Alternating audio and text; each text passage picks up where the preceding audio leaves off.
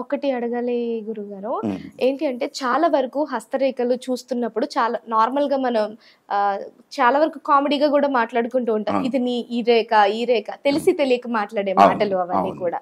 కానీ నాకు తెలిసినంత వరకు ఇప్పుడు మనిద్దరమే చూసుకుందాం. మీ చేతిని చూసుకుంటే హ్మ్. చాలా స్మూత్‌గా, నున్నగా ఎలాంటి బ్రేక్స్ లేకుండా ఉంది. హ్మ్. ఇప్పుడు నా చేతి దగ్గరకు వచ్చేసరికి హ్మ్. అంటే మధ్య అరచెయ్యి మొత్తం ఎవరో ఇంటూలు పెట్టేసినట్టు మొత్తం ఒక రకమైన ఆటంకాల కింద మొత్తం ఇంటూలు కింద ఉంది. అంటే చాలా వరకు అనే మాట ఏంటి అంటే ఎవరిదైతే సాఫీగా ఉంటుందో వాళ్ళకి ఎలాంటి కష్టాలు లేకుండా వాళ్ళ జీవితం బాగుంటుంది అని. ఎవరికైతే ఇలాంటి కట్స్ ఉంటాయో వాళ్ళ జీవితం కష్టాలమయంగా ఉంటుంది అంటారు. ఇది నిజమే అంటారా? ఇది కష్టము సుఖము అనేటువంటిది ఉమ్, ఒక రోజులో పగలు రాత్రి ఉన్నట్లే ఉమ్, ప్రతి మనిషి జీవితంలోనూ కష్టము సుఖము అనేటువంటివి ఉంటాయి, ఉమ్, ఏ వయసు వాళ్ళకైనా. ఆ, అయితే ఎవరూ కూడా ఆ జీవితాన్ని సాఫీగా జీవితాంతం అలాగా ఏ కష్టం లేకుండా జీవించేస్తారనేటువంటిది పొరపాటుది. ఉమ్, అయితే రేఖల్లో స్పష్టత ఉంటే ఉమ్, కొంతవరకు అది ఎలాగంటే ఇప్పుడు జీవిత రేఖ ఉందని చెప్పానా, ఆ. ఆరోగ్యం గురించి చెప్పా. ఆ, ఇక్కడ ప్రారంభమయ్యి ఇక్కడ వరకు ఉంటే 100 సంవత్సరాలు. ఉమ్, ఇది క్లియర్గా ఉందనుకోండి, ఉమ్, బ్రేక్స్ లేకుండా ఉమ్, ఉంటే ఆరోగ్యంగానే ఉంటాను. అంటే సామాన్యమైన దగ్గు రొంప లాంటివి కాదు, తీవ్రమైనటువంటి పరిస్థితి లేకుండా. ఇది ఎక్కడైనా బలహీనంగా సన్నగా అయిపోయింది, అక్కడ ఖచ్చితంగా ఆ వయసులో అనారోగ్య పరిస్థితులు వస్తాయి. ఒకవేళ తెగిపోయింది, ఉమ్, అక్కడ ఇంకా ఎక్కువ తీవ్రమైనటువంటి ఆటంకాలు వస్తాయి. అలాగే అడ్డురేఖలు వచ్చినాయి ఆ, అంటే, అడ్డురేఖలు అంటే ఒక కొంత పరిధి, అంటే ఒక క్రాస్ ఇలా గీత గీసేనట్టు ఉందనుకోండి, అక్కడ ఒక సంవత్సరమో 6 నెలల్లో వాళ్ళు ఏదో రకమైనటువంటి రుగ్మతతోటి ఇబ్బంది పడతారు. అంటే అవి అలాంటివన్నీ కూడా మనం దీన్ని తీవ్రంగా అంటే సునిశ్చితంగా పరిశీలిస్తే ఆ, చెప్పేయచ్చు, ఓకే. అంటే ఆ జీవిత రేఖలో మన మరణాన్ని కూడా తెలుసుకోవచ్చు అంటారా? తెలుసుకోవచ్చు. కానీ శాస్త్రం ఏం చెప్పుద్దంటే, మన లైఫ్ ఉమ్, డిసైడ్ చేసేటువంటి ఫ్యాక్టర్స్ మనం కాదు.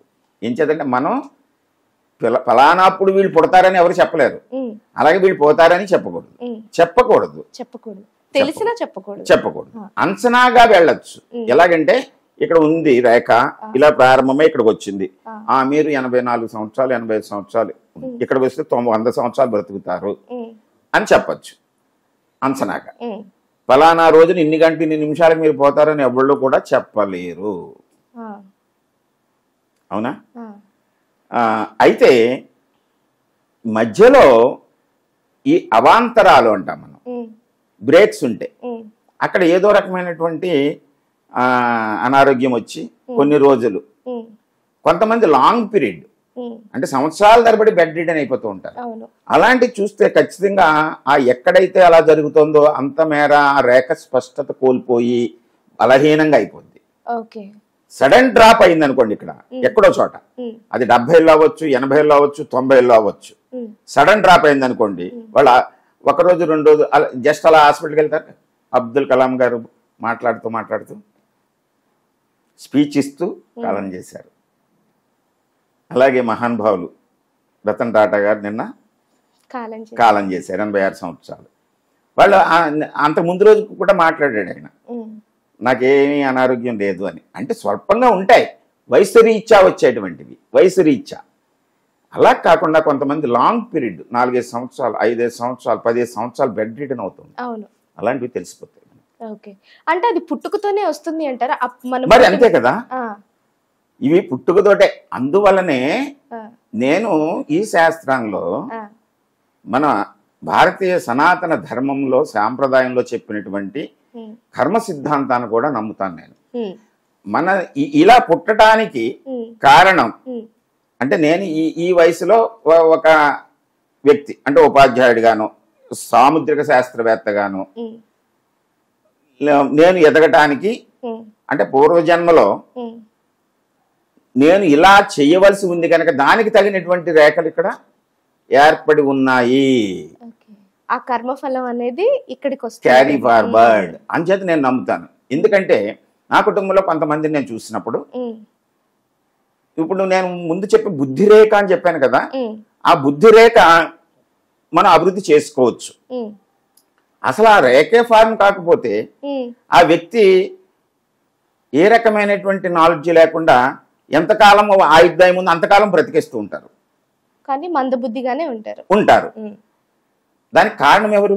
ఉమ్, మన పూర్వజన్మ కర్మఫలం. ఎస్, ఆ మందబుద్ధిగా ఉండి జీవితాన్ని గడపవలసినటువంటి ఆవశ్యకత ఉంది గనుక ఉమ్, వాళ్ళు ఇతరుల చేత చేయించుకునేటువంటి ఆ సేవలను చేయించుకునేటువంటిదే ఉంది. వీళ్ళు ఎవరికి చేయరు, వాళ్ళకి చేసుకోరు. ఉమ్, మరి ఇలా ఎందుకు జన్మించారు అనేటువంటిది మనం డెప్త్లోకి వెళితే ఉమ్, దీనికి కారణం పూర్వజన్మలో ఇక్కడ పుట్టాలి, ఫలానా వాళ్ళ చేత ఇది చేయించుకోవాలి, ఎంతకాలం అయితే ఆ జీవితం ఉంటుందో అంతకాలం ఉండాలి, తర్వాత వెళ్ళిపోవాలి. వెళ్ళిపోవాలి. ఇక్కడ ఏమీ చేయలేదు వాళ్ళు. ఉమ్, దానికి కారణం ఏంటి? బుద్ధి లేకపోవటం, జ్ఞానము లేకపోవటం. ఉమ్, అది లేదు అనేటువంటిది ఈ అరచేతిలోని మాత్రమే చెప్పగలదు, ఉమ్, ఇంకే శాస్త్రం చెప్పట్లేదు. అందుకు నేను మిగతా శాస్త్రాలన్నింటినీ ఖండిస్తున్నాను. అందుకోసమే ఉమ్, వాటి పేర్లు పెట్టను. ఏం చేతనంటే నేను అలాంటి ఎగ్జాంపుల్స్ చూసి నా స్వయంగా చూసి ఆ తారీఖులు అవి ఇచ్చి వాళ్ళ దగ్గరికి పంపిస్తే ఓ ఇంద్రుడు అవుతాడు, చంద్రుడు అవుతాడు అని రాసి పడేసారు. మా దగ్గర ఉన్నాయి కావాలంటే. ఉమ్, మరి అది అన్ని రుజువైనయా? ఉమ్, కాలేదు. ఇది రుజువైంది. ఉమ్, ఇది ఒకటి కాదు. ఈ బుద్ధి గురించి లేకపోతే మనసు గురించి, శరీరం గురించి ఉమ్, అనేకమైనటువంటి వందల ఎగ్జాంపుల్స్ ఉన్నాయి నా దగ్గర. ఉమ్, ఇది వాస్తవం.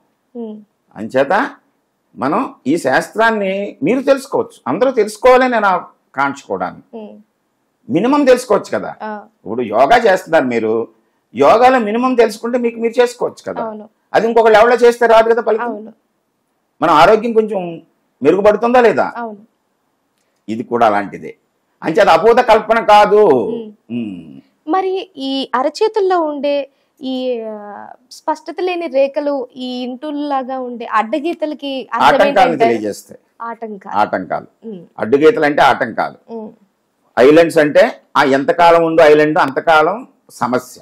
ఆ, కొంతమంది సమస్యతో ఉంటూ ఉంటారు. ఆ, ఆరోగ్య సమస్య అవ్వచ్చు, ఉమ్, బుద్ధి సమస్య అవ్వచ్చు, ఉమ్, రిలేషన్ సమస్య అవ్వచ్చు, ఉమ్, లేకపోతే అదృష్ట సమస్య. అంటే కొంతమంది ఏ పని చేసినా వాళ్ళు ఎదగలేకపోతూ ఉంటారు, కష్టపడుతూ ఉంటారు. ఉమ్, అప్పుడు దాన్ని మనం అదృష్ట రేఖను చూసి ఓహో ఈ అదృష్ట రేఖ ఇంతకాలం బ్రేక్ ఉంది కనుక అప్పుడు ఏం చేయాలంటే మనం ఆరాంగా మిగతా కోణాల్లో చూసి, అంటే వాళ్ళు ఏం చేస్తూ ఉంటారు, యోగము ఒక చోట ఉంటే అంటే చేసే పని ఒక చోట ఉంటే ఆ, వాళ్ళు ఆలోచనలోంచి మనసులోంచి వేరే దాని మీద పనిచేస్తూ ఉంటారు. ఓకే. అప్పుడు ఏమవుతుంది, దాంట్లో సాధించలేరు. నేను ఉదాహరణ దానికి చెప్తాను. ఎలాగంటే నేను బయాలజిస్ట్ ఉపాధ్యాయుడిగా 30 సంవత్సరాలు పనిచేశాను.